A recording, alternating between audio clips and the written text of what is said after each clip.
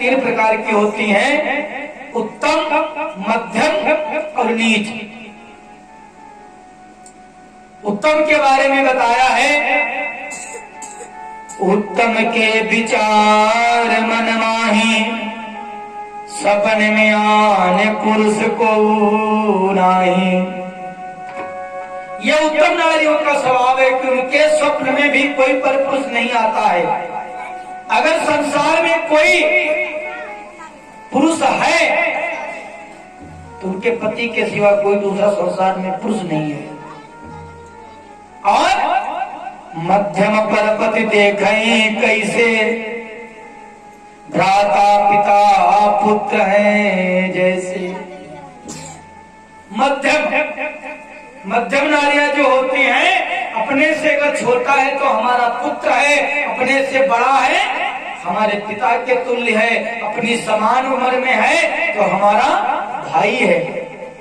आप जिस दृष्टि से सामने वाले को देखोगे उसी दृष्टि से सामने वाला आपको दिखाई पड़ेगा। जाके रही भावना जैसी, प्रभु मूर्ति देखी तिन तैसी। आप जिस भाव से देखेंगे उसी भाव से आपको दिखाई पड़ेगा। आप अगर पुत्र के भाव से देख रहे हैं, सामने वाला पुत्र दिखाई पड़ेगा। अगर आप सामने वाले को भाई की दृष्टि से देख रहे हैं तो आपको आपका भाई दिखाई पड़ेगा। अगर आप सामने वाले को अपने पिता के तुल्य देख रहे हैं तो पिता दिखाई पड़ेगा। जैसे देखेंगे तो दृष्टि है।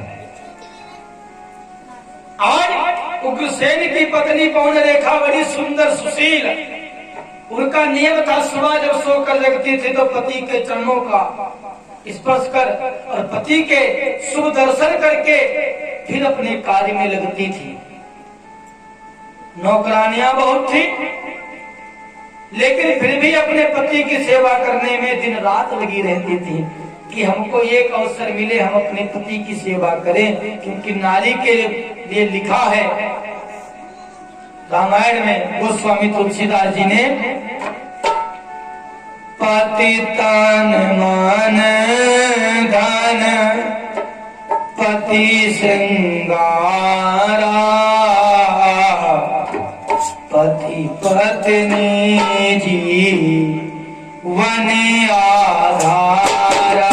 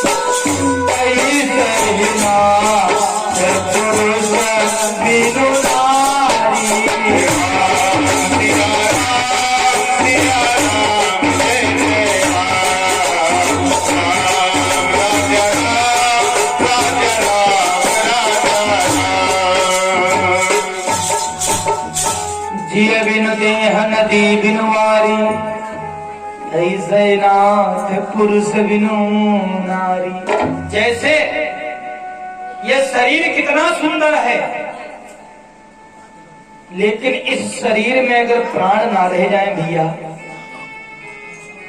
तो इस शरीर को कोई अपने घर में रखेगा? कोई रखने वाला है? कोई नहीं है। अगर हम आपसे बताएं भाई, वहां हरिद्वार में गए, गंगा जी बहुत बड़ी हैं, बहुत बड़ी गंगा जी हैं, और जब आप लोग दर्शन करने गए तो गंगा जी में एक बूंद पानी नहीं मिला तो आपको अच्छा लगेगा? नदी की शोभा पानी, शरीर की शोभा प्राण, इसी प्रकार नारी की शोभा उसका पति होता है। जो नारी अपने पति का सम्मान करती है वो नारी पूरे संसार में सम्मान पाने योग्य होती है। सती नारियों में बड़ा बल होता है। माता सावित्री को पता था कि हमारे पति सत्यवान की आयु केवल 1 वर्ष है, नारद बाबा ने बता दिया। उनके पिता ने मना किया, बेटी जब 1 वर्ष की आयु बच्ची विवाह ना करो, ठीक नहीं रहेगा। लेकिन माता सावित्री बोल पड़ी, हमने पति मान लिया है, हम विवाह करेंगे।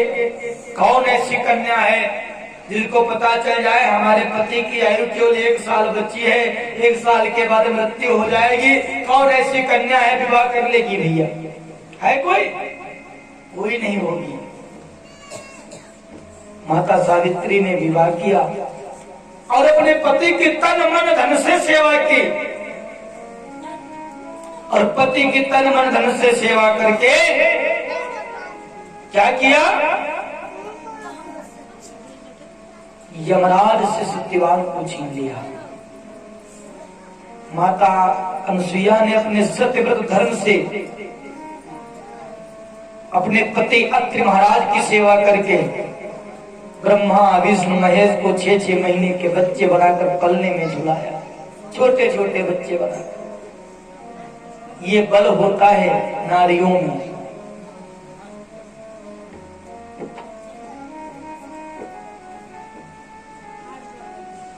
आज उसी प्रकार से राजा उग्रसेन की रानी पौनरेखा बड़ी सुंदर, बड़ी सुशील विचार वाली थी। राजा उग्रसेन के जीवन में सब सुख थे, लेकिन एक दुख था। और मनुष्य के जीवन में सुख कितने होते हैं भैया?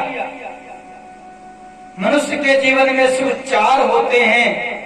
हमारे गोस्वामी तुलसीदास जी लिखते हैं मनुष्य जीवन में सुख कितने होते हैं। पहला सुख जब सुंदर काया, पहला सुख जब सुंदर काया, पहला सुख जब सुंदर काया, पहला सुख जब, पहला सुख जब सुंदर काया,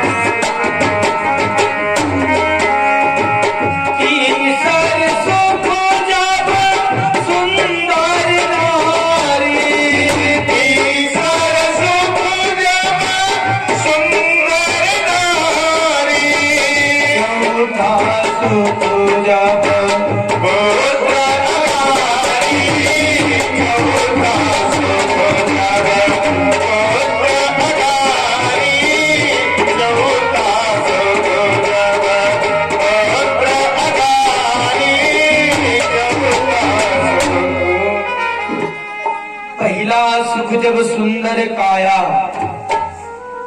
पहला सुख जीवन में शरीर भाई सुंदर हो। सुंदर का मतलब रूप रंग से वर्णन गोस्वामी तुलसीदास जी नहीं बता रहे हैं। रूप भी सुंदर हो, साथ में निरोग हो, कोई रोग ना हो भैया। शरीर बड़ा सुंदर, बहुत गोरे हैं लेकिन हर समय बीमार हैं, तो ऐसी सुंदरता को क्या भैया चटनी डालोगे?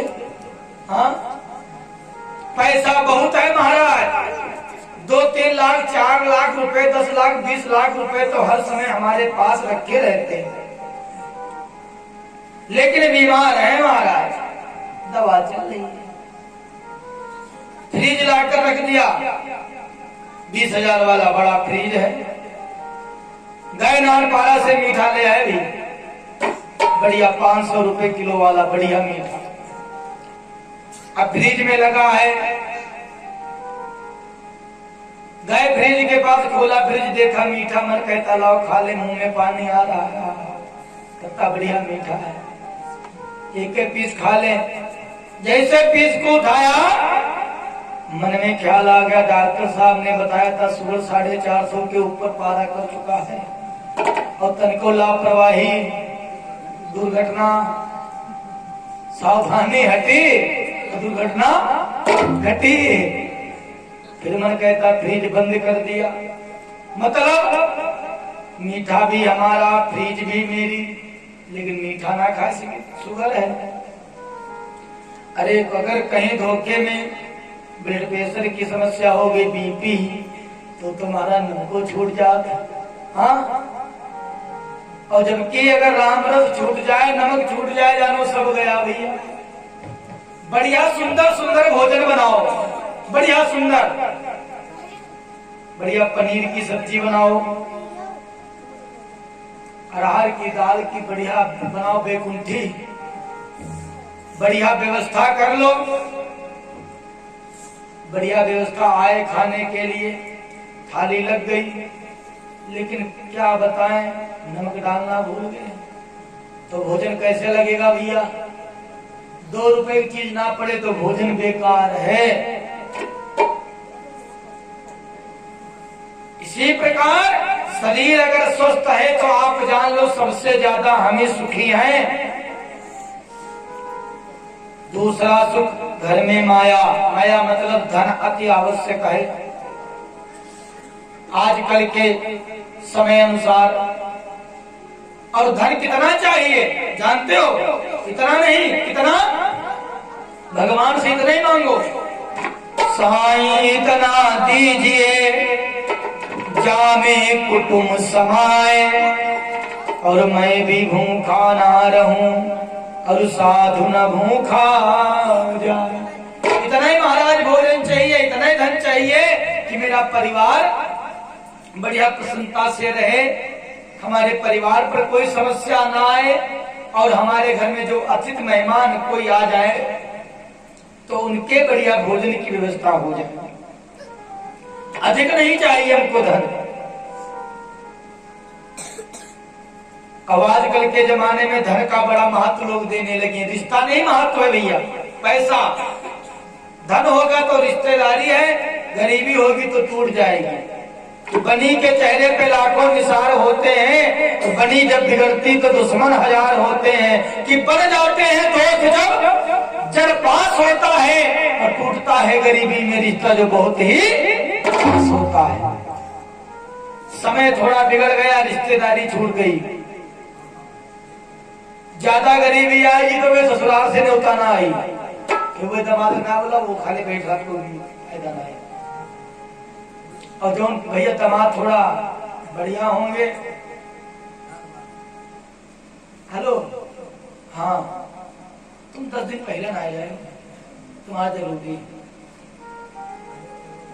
कौन से भगटिया वाले, अरे उनका भी ले आओ। हाँ, आज तीसरा सुख सुंदर नारी। नारी सुंदर का मतलब ये उसका स्वभाव, उसका व्यवहार, उसका आचरण। अगर नारी का सुंदर है तो नारी सुंदर है।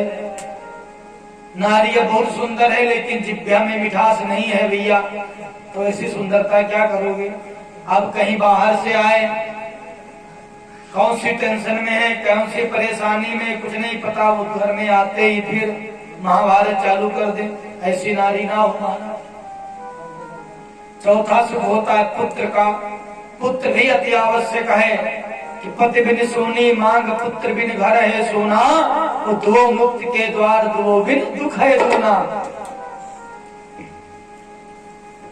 संतान के बिना भी घर सोना है। इतना सुंदर घर बनवाए, इतनी सुंदर व्यवस्था है, अगर इसमें उजाला न किया जाए तो ये व्यवस्था अच्छी लगेगी? नहीं अच्छी लगेगी। मकान चाहे जितना सुंदर बनवा दो, उजाला ना है, घर बेकार है। इसी प्रकार धन संपत्ति बहुत है, सब कुछ है, लेकिन आपके एक पुत्र नहीं है, कोई चिराग नहीं है, तो मन में दुख रहता है कि ये धन, ये मकान क्या करेंगे, किस काम का है, मेरे बाद कौन इसमें रहेगा, कौन क्या करेगा, सब बेकार है। आज ये 4 सुख बताएंगे। राजा हुसैन के जीवन में 3 सुख थे। शरीर सुंदर था, धन की कमी नहीं थी, उनकी पत्नी भी सुंदर थी, लेकिन चौथा दुख था, कोई संतान नहीं। एक दिन संतान से के कारण बहुत परेशान के पुत्र हो। रानी को पुत्र की याद आई, तो पुत्र की याद में बिलख कर रो पड़ी और कहती हैं कि हे प्रभु, एक पुत्र हो जाए, सब दुख दूर हो जाए। उसी समय राजा निकले। राजा ने जब राजा ने रानी को रोता देखा,